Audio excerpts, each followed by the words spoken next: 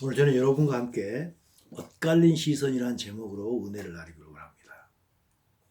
그 부제목으로는 우리 그리스도인은 무엇을 바라보며 살아야 할까요? 가 되겠습니다. 본문 말씀은 창세기 12장 1절에서 4절 그리고 에베소서 1장 1절에서 6절이 되겠습니다. 하나님께서는 인간을 창조하시기 전에 인간이 살아갈 수 있는 최적의 환경을 미리서 만드셨습니다. 이 최적의 생태계를 만드신 후에 자신을 꼭 빼닮은 인간을 만드셨던 것입니다.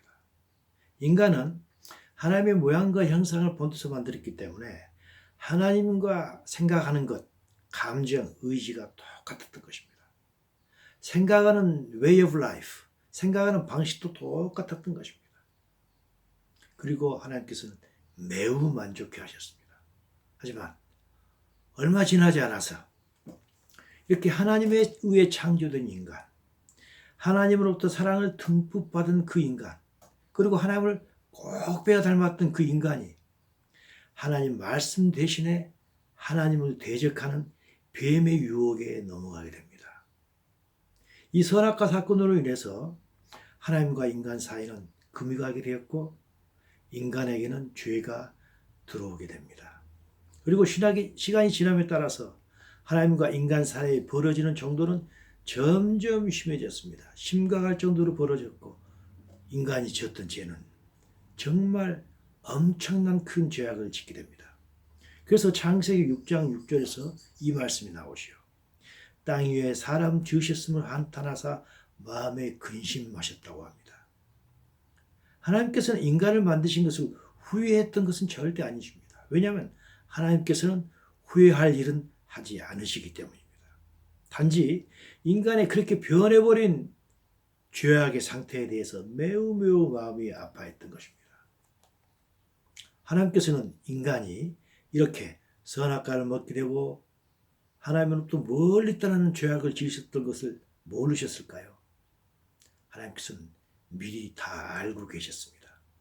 그래서 하나님께서는 선악과를 두신 후에 절대로 인간에게 선악을 알게 하는 그 나무는 절대로 먹지 말라고 말씀하셨던 것입니다.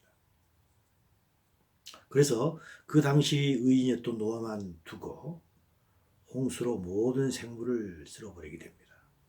이것은 인간이 창조되고 난 1600년이 지났었던 것입니다. 그 후에 노아의 후손들은 어떻게 되나요? 홍수 사건 이후에 노아의 후손들은 니므롯을 중심으로 해서 또 하나님을 배반하게 됩니다. 바로 바벨탑 사건인 것이죠. 창세기 11장 4절입니다. 그들이 말하되 성읍과 탑을 건설하여 그 탑 꼭대기를 하늘에 닿게 하고 우리 이름을 내고 온 지면에 흩어짐을 면하자 했던 것입니다. 그들은 홍수 사건이 벌어지고 나서 불과 100년밖에 안 지남에도 불구하고 다시 하나님을 배반하기 시작했던 것입니다.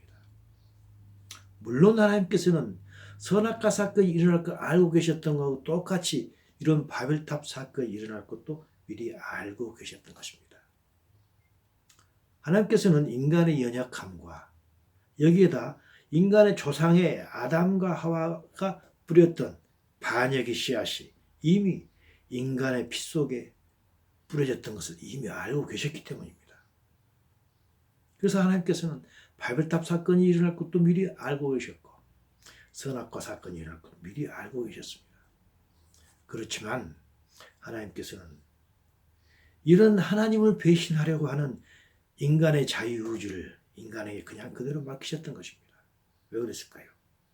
하나님께서는 인간을 사랑하셨고 인간이 하나님을 사랑하기를 원하셨습니다. 인간의 자유의지를 이용해서 인간이 하나님을 사랑하기를 원했지만 하나님께서 인간을 인공지능으로 만드시지 않았던 것입니다. 로봇으로 만들지 않았던 것입니다.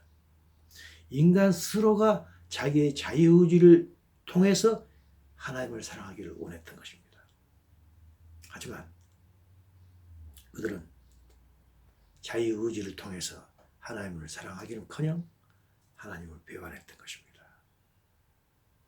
그렇지만 이것은 모든 것을 알고 계셨지만 하나님께서는 인간의 자유의지를 극도로 존중했던 것입니다. 왜? 인간을 사랑했기 때문입니다. 또 하나의 이유가 있습니다. 그것은 인간이 자기의 자유의지를 가지고 그대로 행했을 때 그 결과를 보고 인간 스스로가 인간의 연약함과 실패를 스스로 깨닫게 하기 위해서 그대로 인간의 자유의지를 그대로 두었던 것입니다. 하지만 하나님께서는 그냥 인간을 그렇게 자유의지를 둔 채로 인간을 내팽개친 게 아닙니다. 하나님께서는 이 모든 것을 알고 계셨기 때문에 다른 면에서 이미 대비하고 계셨던 것이 있습니다. 그 대비책이 바로 하나님의 아들인 예수님을 이 땅 위에 인간으로 보내시는 것입니다. 하나님께서는 인간의 타락인 선악과 사건과 바벨탑 사건의 배후에는 누가 있는지 충분히 알고 있었기 때문입니다. 그래서 영적 존재인 사탄에게 질 수밖에 없는 피조물인 그런 인간 대신에 사탄을 이길 수 있는 하나님의 아들 예수를 이 땅 위에 인간으로 보내시기로 미리 만세전에 작정하고 계셨던 것입니다. 하나님께서는 이 예수를 인간의 방법인 남자의 후손 대신에 여자의 후손이라는 하나님의 특이한 방법으로 이 땅의 구원자로 내려 보내신 것입니다. 예수님께서 이 땅 위에 남자의 후손이 아닌 여자의 후손, 인간의 씨로가 아닌 하나님의 씨앗으로 부러진 그런 인간으로 이 땅에 구원자로 내려오신 것입니다. 이 예수님께서 이 말씀을 하십니다. 요한복음 10장 10절입니다. 도적이 오는 것은 도둑질하고 죽이고 멸망시키는 것뿐이요 내가 온 것은 양으로 생명을 얻게 하고 더 풍성히 얻게 함이라 하고 예수님께서 말씀하셨습니다. 도적은 누군가요? 바로 사탄을 이야기합니다. 사탄은 무엇을 도둑질했습니까? 사탄은 인간 속에 면면이 흐르고 있던 하나님의 생명, 하나님의 모양과 형상으로 지어졌던 하나님의 생명을 도둑질했던 것입니다. 인간에게 와가지고 아담과 하와에게 와가지고 하나님의 생명을 도둑질했습니다.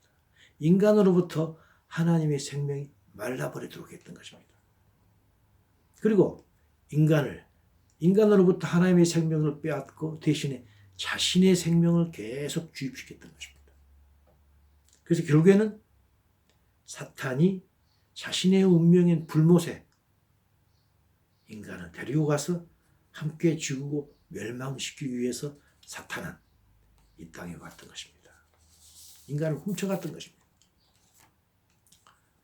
하나님께서는 사탄의 이런 계획을 미리 아셨기 때문에 이런 모든 일이 벌어지기 전에 예수님을 창세 전에 미리 예비하셨던 것입니다. 인간이 선악과를 따먹고 인간이 바벨탑을 짓고 나니까 그때 비로소 하나님께서 예수님을 이 땅에 보내시려고 작정하신 게 아니고 이런 사건이 벌어지기 전에 미리서 하나님께서는 이 모든 계획을 하셨던 것입니다. 전지전능하시기 때문입니다. 바로 이 말씀을 사도 바울은 고린도전서 2장에서 이렇게 말씀하고 있습니다. 오직 은밀한 가운데 있는 하나님의 지혜를 말하는 것으로서 곧 감추어졌던 것인데 하나님이 우리의 영광을 위하여 만세전에 미리 정하셨다는 것입니다. 하나님의 지혜가 무엇인가요? 바로 예수님이십니다. 예수님을 만세전에 미리서 예비하셨던 것입니다. 무엇을 위하여인가요? 우리의 영광을 위하여입니다. 죄인이었던 우리의 영광을 위하여 우리가 영광스러운 자로 변할 수 있도록 하기 위해서 미리서 예수님을 만세전에 창세전에 우리 인간이 죄를 짓기 전에 미리서 예비하셨다는 것입니다. 이 예수님이 인간의 몸으로 태어나기 위해서 하나님께서는 예수님의 육신의 조상을 택하셔야 했습니다. 그게 바로 조상이 바로 누군가요? 바로 우리가 알고 있는 믿음의 조상인 아브라함인 것입니다. 바로 창세기 12장 3절입니다. 땅의 모든 족속이 너로 말미암아 복을 얻을 것이라 하신지라. 땅의 모든 족속입니다. 아브라함의 후손뿐이 아닙니다. 아브라함의 후손이 유대인뿐만 아니라 땅의 모든 족속이 아브라함으로 말미암아 복을 얻을 것이라. 그러기 위해서 아브라함을 택했던 것입니다.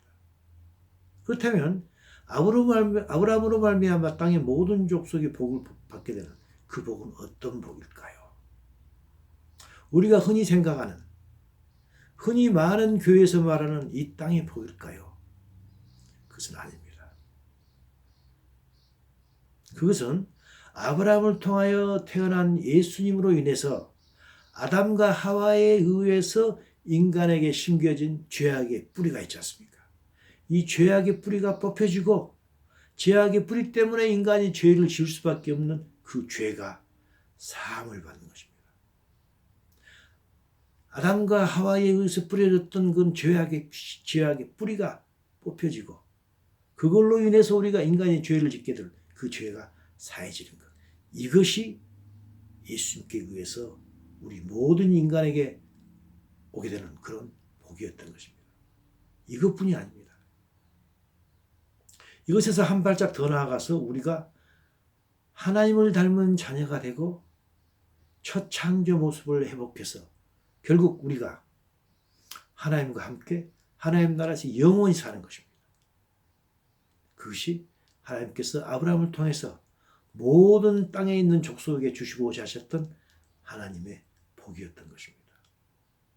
하나님을 대적하는 뱀에 의해서 깨어졌던 하나님과의 관계를 다시 회복하여서 인간이 하나님과 함께 영원히 사는 것입니다. 이것이 하나님께서 우리에게 주시고자 하는 참 복인 것입니다.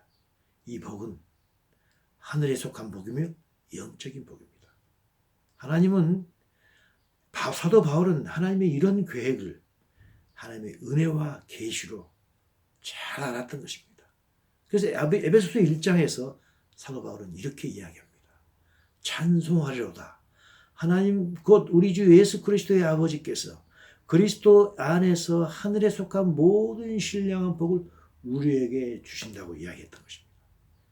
아브라함을 통해서 하나님께서 우리 인간에게 주시고자 하시는 복이 이 땅의 복이 아니고 하늘에 속한 신령한 영적인 복이라는 것을 사도 바울은 알았던 것입니다. 모든 인간은 아담과 하와의 죄로 인하여 죄악의 뿌리가 마음 깊은 곳에 자리 잡고 있습니다. 그리고 이 죄악의 뿌리로 생겨나는 죄는 항상 인간을 사로잡고 있었던 것입니다. 그래서 사도 바울은 뭐라고 했습니까? 로마서 7장 24절에서 이 말씀하셨죠. 오라 나는 곤고한 사람이다. 이 사망의 목에서 누가 나를 건져낼까 하고 사도 바울은 이야기를 했던 것입니다. 모든 인간은 뿌려진 죄악의 뿌리로부터 벗어날 수가 없었던 것입니다. 이 죄악의 뿌리와 이로 인한 인간의 죄는 인간의 힘과 노력으로는 도저히 제거될 수가 없는 것입니다. 어떤 고행과 어떤 수련과 수행을 통해서도 이 인간의 죄는 뿌려질 수가 없는 것입니다. 무용지물인 거 아니겠습니까? 우리가 다 알고 있는 거 아닙니까? 이것은 이미 인간의 역사에서 드러나고 있는 사실 아니겠습니까?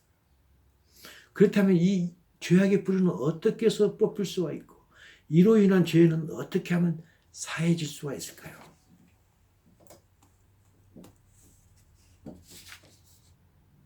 하나님께서 이 복을 주려고 하셨던 것입니다. 죄악의 뿌리를 뽑히고 죄를 사해주는 것. 이게 우리에게 주어지는 복인데 어떻게 했을 때 이런 것이 뽑혀지고 사해질 수 있을까요? 첫 번째입니다. 이 죄악의 뿌리는 오직 하나님의 영이신 성령에 의해서만 뽑힐 수가 있는 것입니다. 바로 고린도후서 3장 18절을 통해서 사도 바울은 우리에게 이야기를 하고 있습니다. 우리가 다 수건을 벗은 얼굴로 거울을 보는 것 같이 주의 영광을 보매 그와 같은 형상으로 변화하여 영광에서 영광으로 이르니 곧 주의 영으로 말미암니라고 했습니다. 무슨 말인가요? 우리는 주의 영광을 볼 수 있다는 것입니다. 뭘로 인하였습니까? 주의 영으로 말미암았습니다. 하나님께서 우리에게 주신 성령을 통해서 우리는 하나님의 영광을 매일매일 볼 수 있다는 것입니다. 그 영광을 우리가 알 수 있다는 것입니다. 인간의 생각이나 추측으로는 인간을 지으신 하나님의 영광을 우리는 도대체가 알 수가 없습니다. 왜 그렇습니까? 바로 의인이 아니기 때문입니다. 우리는 어떤 사람도 의인이 없었습니다. 우리가 의인이 아니라는 것을 깨닫는 자도 없고 하나님을 찾는 자도 없고 어떤 자도 선을 행하는 자도 없고 하나도 없는 것입니다. 그렇기 때문에 우리 인간의 생각이나 추측으로 하나님의 영광을 알 수가 없는 것입니다. 하지만 하나님께서 우리에게 넣어주신 그 성령으로 인하여서 우리는 그분의 영광을 봅니다. 그분의 영광을 본다는 게 무슨 말인가요? 우리는 그분과 함께 교제하고 그분과 함께 늘 대화할 수 있는 것입니다. 이렇게 우리가 늘 하나님께서 우리에게 주신 성령을 통해서 그분과 대화하고 교제하고 늘 그분의 얼굴을 대함으로 말미암아 우리는 점차 그분을 닮아가게 되는 것입니다. 죄악의 뿌리가 서서히 뽑혀져 가는 것입니다. 이 하나님의 영이 우리 안에 들어오게 하기 위해서 먼저 행해져야 될 게 있습니다. 선행되어야 될 게 있다는 것입니다. 그것은 바로 무엇인가요? 그것은 바로 우리가 예수님을 믿는 것입니다. 예수님을 믿는다면 우리는 구체적으로 무엇을 믿는 것일까요? 로마서 4장 22절에서 이 말씀이 있습니다. 믿음이 없어 하나님의 약속을 의심하지 않고 약속하신 그것을 또한 능히 이루실 줄을 확신하였다고 합니다. 그러므로 그것이 그에게 의로 여겨졌다고 합니다. 이 로마서 4장 20절 말씀은 아브라함 이야기입니다. 아브라함이 85세 때 하나님께서 나타나셔가지고 아브라함이 약속하십니다. 너의 후손이 하늘의 별과 같이 많을 것이다 하고 약속해 주십니다. 그 당시에 아브라함의 나이는 85세였습니다. 85세면 할아버지입니다. 그 당시 아브라함 시대의 모든 사람들은 약 30대에 자식을 낳았던 것입니다. 하지만 아브라함은 아무 자식이 없이 벌써 85세가 되어버린 겁니다. 그렇기 때문에 하나님께서 너의 자손이 하늘의 별과 같이 많다고 약속하실 때 믿어지겠습니까? 대체 믿어지지 않는 것입니다. 이렇게 믿어지지 않지만 하나님께서 해주신 약속이기 때문에 그 약속을 믿을 때 하나님께서 의로 여기시는 것입니다. 마찬가지입니다. 저희들도 마찬가지입니다. 예수님께서 우리에게 해준 약속이 있습니다. 예수님을 믿으면 우리의 죄가 사해진다. 우리가 죽지만 다시 부활해서 영원히 산다. 그리고 하나님과 함께 영원히 하늘나라에서 산다. 믿어지지가 않는 이야기입니다. 어떻게 인간 죽었던 인간이 살아날 수가 있습니까? 영원히 살 수가 있습니까? 믿어지지가 않습니다. 믿어지지 않고 도대체 이해가 되지 않지만 예수님께서 하나님께서 말씀하셨기 때문에 우리는 그걸 믿는 것입니다. 그것을 믿기 때문에 하나님께서 우리에게 너는 의롭다라고 해주시는 것입니다. 칭의인 것입니다. 우리가 여전히 죄를 짓고 있지만 하나님께서 보실 때는 우리가 하나님의 약속을 믿기 때문에 의인으로 그냥 보아주시는 것입니다. 우리는 이것을 중생 또는 영의 거듭남이라고 합니다. 이렇게 영이 거듭났기 때문에 우리는 영안이 뛰는 것입니다. 영안이 뛰어가지고 지금까지 보지 못했던 하나님의 나라가 보이고 하나님의 영광이 보이는 것입니다. 그래서 우리는 그 하나님의 영광을 계속 보고 하나님과 함께 교제하고 하나님과 대화를 계속해 갈 때 우리는 알게 모르게 하나님을 닮은 자로 변해가는 것입니다. 아담과 하와에 의해서 우리의 피 속에 뿌려졌던 죄악의 뿌리가 점점 뽑혀져 가는 것입니다. 고린도전서 15장 47절에서 사도 바울은 이렇게 말씀하고 계십니다. 첫사람은 땅에서 났으니 흙에 속한 자이거니와 둘째 사람은 하늘에서 났느니라 하고 있습니다. 물론 이때 첫사람은 아담이고 둘째 사람은 예수님입니다. 아담은 땅에서 났고 예수님은 하늘에서 나셨습니다. 하지만 이것은 우리에게도 이렇게 대입할 수 있습니다. 우리의 첫사람, 우리의 천연적인 사람은 어머니 뱃속에서 났습니다. 땅에서 태어났던 것입니다. 하지만 예수님을 믿고 나서 우리의 영이 거듭남으로 말미암아 우리는 하늘나라를 보게 되는 것입니다. 하늘에서 난 것입니다. 또 그렇습니다. 요한 1서 5장 19절에서 이 말씀이 있습니다. 우리는 하나님께 속하고 온 세상은 악한 자에 처해 있다는 것입니다. 우리는 하나님을 보기 때문에 영안이 뛰어서 하나님을 보기 때문에 이제는 신분이 변해서 하나님께 속한 자입니다. 하지만 우리가 하나님을 믿기 전, 예수 그리스도를 믿기 전은 세상에 속했던 것입니다. 그것뿐 아닙니다. 사도 바울은 우리에게 에베소서 2장 5절 6절을 통해서 이 말씀하시죠. 특히 6절입니다. 함께 그리스도 예수 안에서 함께 하늘에 앉혔다고 합니다. 우리는 예수님과 함께 하늘에 영적으로 볼 때 하늘에 앉아 있는 자인 것입니다.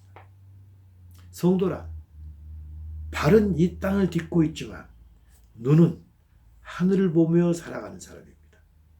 우리는 하늘에 앉혀 있는 자입니다. 하늘의 눈으로 땅을 바라보며 이 세상을 살아가는 것입니다. 그렇기 때문에 우리는 이 땅에서 나그네라고 고백할 수 있는 것입니다. 그러나 가끔 이런 교회를 봅니다. 많은 사람들은 이 땅에서 부자 되기 위해서 교회를 다닙니다. 또한 교회에서도 그렇게 이야기하죠. 교회 다니며 예수님을 믿으면 부자 된다고 이야기합니다. 그런 사람들은 성도일까요? 성도가 아닙니다. 그 자들은 단지 교인에 불과합니다. 만약에 그런 교회가 있다면 그 교회는 참된 교회일까요? 아닙니다. 그 교회는 교회가 아니고 단지 커뮤니티 센터에 불과할 것입니다. 바로 디모데전서 6장 5절입니다. 사도 바울 시대 또 이런 사람들이 있었다는 것입니다. 마음이 부패해지고 진리를 잃어버린 사람이 있다는 것입니다. 진리를 잃어버리고 마음이 부패한 사람입니다. 그 사람들은 경건을 이익의 방도로 생각합니다. 무슨 말인가요? 경건한 것을 이익의 방도, 파이낸셜 게인입니다. 이 땅에 부자 되는 것. 교회 다니는 것을 이 땅에 부자 된다고 생각함으로 교회를 다닌다는 것입니다. 그들은 이미 마음이 부패한 자입니다. 그들은 진리를 잃어버린 자인 것입니다. 이런 사람들은 교회를 다닌다고 해서 성도가 아닙니다. 이 사람들은 땅에서 태어났고 여전히 땅에 속한 자입니다.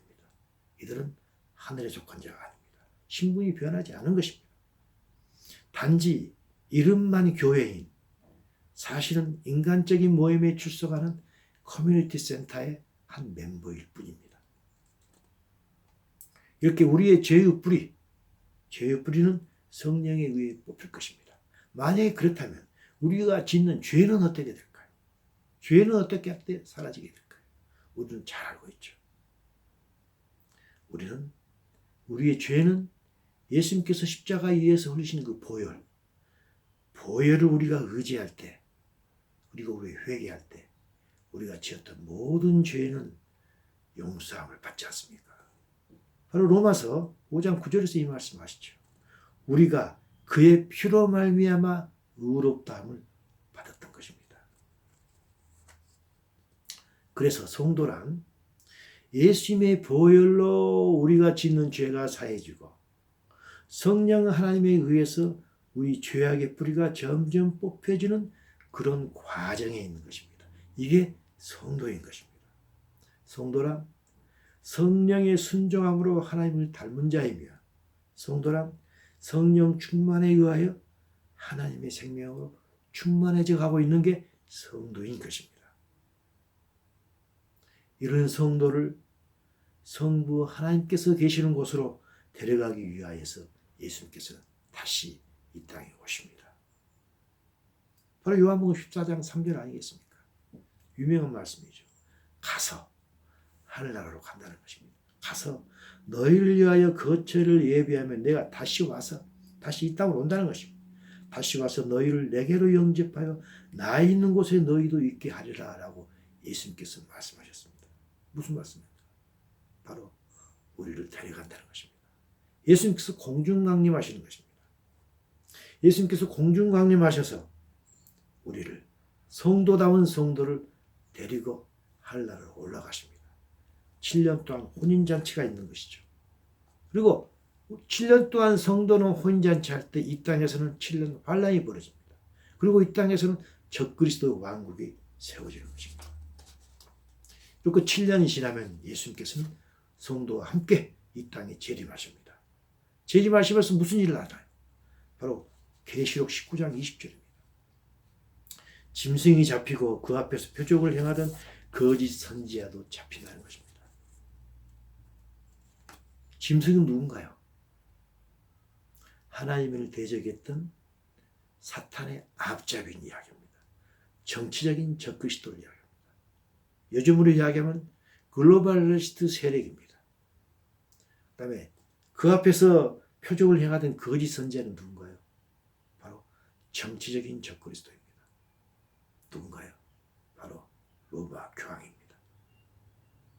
그래서 글로벌리스트 세력의 그 대장, 아마 대통령이겠죠. 그 대통령과 교황을 물리치십니다. 그게 바로 짐승과 거짓 선지자인 것입니다. 그래서 그들이 유황불 분못에 던져지게 됩니다. 그리고 사탄은 천년 동안 무저음 속에 갇히게 됩니다.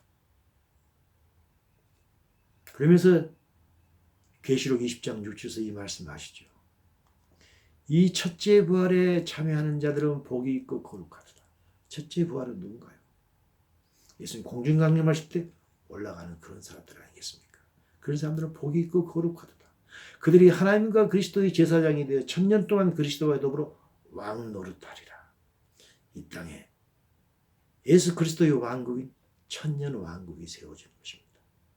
이 땅에는 사탄도 없고 정치적인 적그리스도도 없어졌고 종교적인 적그리스도인 로마 교황도 다 없어지는 것입니다. 모든 사탄적인 것, 네거티브한 게 다 사라집니다. 그리고 이 땅에 천년 동안 예수 그리스도의 왕국이 천년의 왕국이 세워지는 것입니다. 그리고 이후에 예수님께서 백보자 심판을 하시죠. 그래서 죽음과 음부까지도 사라지게 됩니다.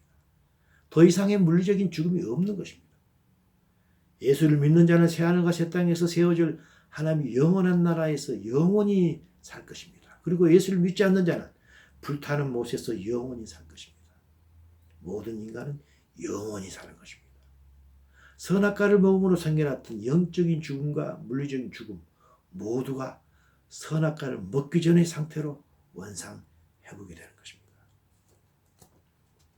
하나님께서는 인간을 창조하시고 복을 주셨습니다. 바로 창세기 12장 1장 28절 말씀입니다. 하나님이 그들에게 복을 주시며 이르시되 하나님께서는 우리 인간에게 복을 주시기를 원했던 것입니다. 하지만 인간은 뱀의 속임을 당해서 6천년 동안을 하나님께서 우리에게 주신 복을 누리지 못했습니다. 얼마 있지 않으면 그 복을 온전히 누릴 때가 올 것입니다. 예수님 강림하실 때 우리는 그 복을 누릴 것입니다. 하지만 그 전에도 이미 이 땅에서 그 하나님 나라의 복을 잠시 동안 일부만 맛을 보는 자들이 있습니다. 그들은 성도들입니다. 그 성도들은 예수님 오실 때 그 복을 온전히 누릴 것입니다. 하지만 이 땅에서 우리가 누리는 그 맛을 전혀 보지 못하고 살아가는 사람들이 있습니다. 누구들인가요? 예수님을 믿지 않는 자들이죠. 그들은 잠시 후면 올 그런 참된 복을 전혀 누리지 못할 것입니다. 하지만 우리는 예수님께서 우리에게 주시려고 하는 이 복을 자주 오해하고 또 망각하기도 합니다. 오늘 메시지 제목과 같이 하나님의 시선과 우리의 시선이 자주 엇갈리는 것입니다. 왜 그럴까요? 많은 사람들은 하나님께서 주시고자 하는 복을 땅에 속한 복으로 잘못 오해하고 있기 때문입니다. 물론 우리는 인간입니다. 땅에 속한 복도 매우 중요합니다. 당연하기도 합니다. 하지만 분명한 사실이 있습니다. 예수님께서 이 땅에 오셔서 많은 설교를 하셨는데 설교의 많은 부분을 첫째로 차지했던 부분이 재물에 대한 설교입니다. 두 번째가 성에 대한 설교입니다. 왜냐하면 이 부분이 인간이 가장 넘어지기 쉬운 그런 유혹을 당하기 쉬운 그런 부분이기 때문입니다.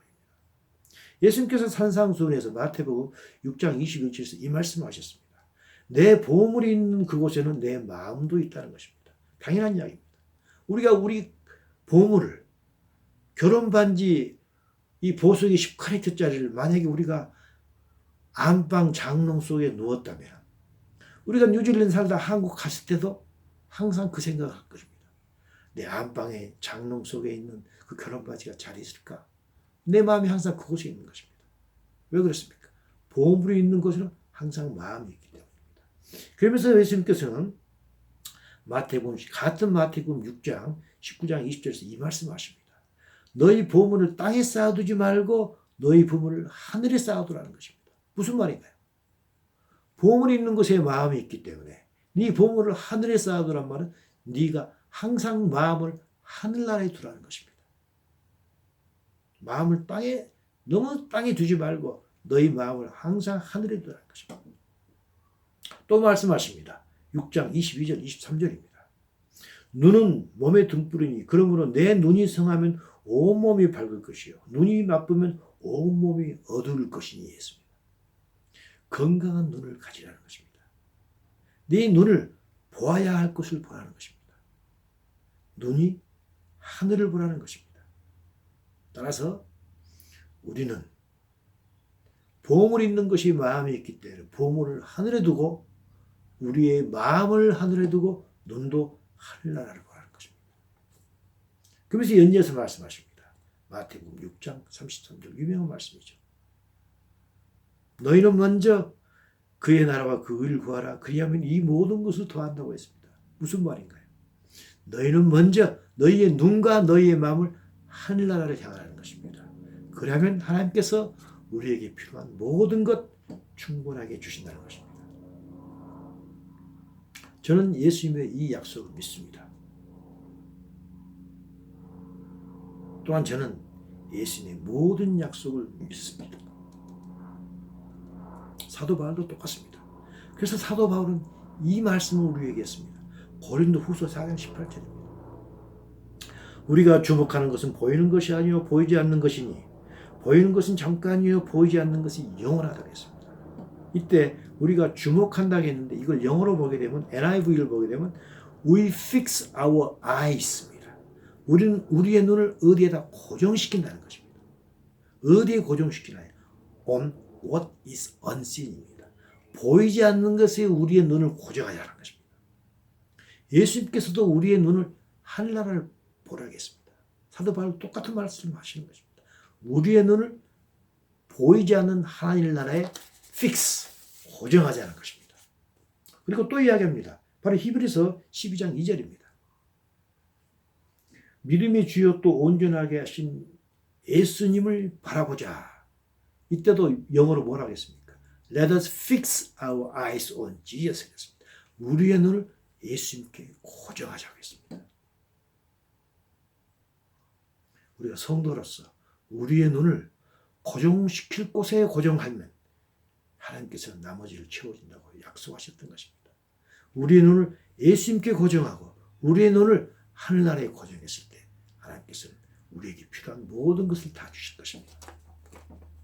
하나님께서는 신약에서만 이 말씀하신 게 아닙니다. 구약에서도 동일한 말씀하셨습니다. 바로 창세기 17장 1절입니다. 아브라함이 99세 때 여호와께서 아브라함에게 나타나셔 그에게 이르시되 나는 전능한 하나님이다. 너는 내 앞에서 행하여 완전하라. 영어로 blameless입니다. 무슨 말인가요? 나는 전능하다. 나는 전능하다. 하기 때문에 나는 어떤 약속도 다 지킬 수 있다. 나는 전능하다. 대신 너는 내 앞에서 blameless, 꾸지람을 듣지 않도록 행동하라는 것입니다. 네가 꾸지람을 듣지 않을 정도로 행동하면 나는 모든 것을 다 해줄 수 있는 능력의 하나님이라는 것입니다. 하나님의 약속을 다 지키십니다. 문제는 우리인 것입니다. 우리가 먼저 해야 할 일 먼저 할 때, 즉 우리의 마음과 눈의 시선을 성도로서 두어야 할 곳에 두면은 예수님의 이 약속은 반드시 이루어진다는 것입니다. 하나님께서는 우리에게 항상 체험 주시기를 원하십니다. 이 약속의 말씀, 너는 먼저 그 나라와 그 의를 행하라, 구하라. 그리하면 이 모든 것이 더하시라. 이런 약속의 말씀이 우리 각자에게 체험되기를 원합니다. 이것을 위해서 결단하시기를 원합니다. 여러분의 시선은 어느 곳을 향하십니까? 하나님의 시선과 우리의 시선이 동일한 곳을 바라보기를 원합니다. 예수님을 믿는다는 것은 우리의 시선이 예수님의 시선과 동일한 곳을 바라보는 것입니다. 우리가 이 땅에서 우리가 바라야 볼 것을 바라볼 때 이 땅에서 필요한 것은 다 채워주십니다. 동시에 예수님 오실 때, 예수님 강림하실 때 우리는 부활되고 또한 휴거가 될 것입니다. 결론을 내리도록 하겠습니다. 에베소 1장 3절입니다. 찬송하리로다. 하나님 곧 우리 주 예수 그리스도의 아버지께서 그리스도 안에서 하늘에 속한 모든 신령한 복을 우리에게 주셨다고 합니다. 하나님께서는 우리에게 진정한 복을 주시기 원하십니다. 우리를 창조하실 때도 복을 주기를 원하셨고 아브라함을 불러서도 우리에게 복을 주시기를 원했습니다. 그 복은 무슨 복인가요? 바로 하늘에 속한 복, 영적인 복이라는 것입니다. 우리는 하나님에 의해서 이미 받은 영적인 복이 매우 많습니다. 이미 받은 것이 있는 것입니다. 그것은 무엇인가요? 예수님을 받았습니다. 성령님을 받았습니다. 성경책을 받았습니다. 또한 우리가 받고 있는 게 뭔가요? 교회를 받았습니다. 이미 받은 이 복, 이것이 정말 복이라는 걸 우리는 깨달아야 될 것입니다. 만약에 그것이 진정한 복임에도 불구하고 복인 줄 모르고 가볍게 여긴다면 하나님께서 매우 슬퍼하실 것입니다. 우리가 받은 복인 예수님께 우리의 시선을 고정해야 됩니다. 우리 받은 복인 성령님께 우리는 순종해야 됩니다. 우리가 받은 복인 성경을 열심히 봐야 될 것입니다. 우리가 받은 복인 교회에 충성을 해야 될 것입니다. 그리고 또 하나 받을 것이 있습니다. 이건 이미 받은 복이 이제 앞으로 올 영적인 복이 있습니다. 그것은 무엇인가요? 그것은 예수님의 다시 오심과 천년왕국과 새하늘과 새 땅인 것입니다. 이것에 우리는 또한 우리의 눈을 고정해야 될 것입니다. 하나님께서는 예수님의 다시 오심과 천년왕국과 새하늘과 새 땅을 위해서 열심히 일하고 계십니다. 우리가 이미 받은 복, 이미 받은 영적인 복에 우리가 눈을 고정하고 있으면 앞으로 올 그 영적인 복도 우리 것이 될 것입니다. 우리 모두는 하나님의 시선과 우리의 시선이 일치가 되는 그런 복된 우리가 되기를 간절히 소망합니다.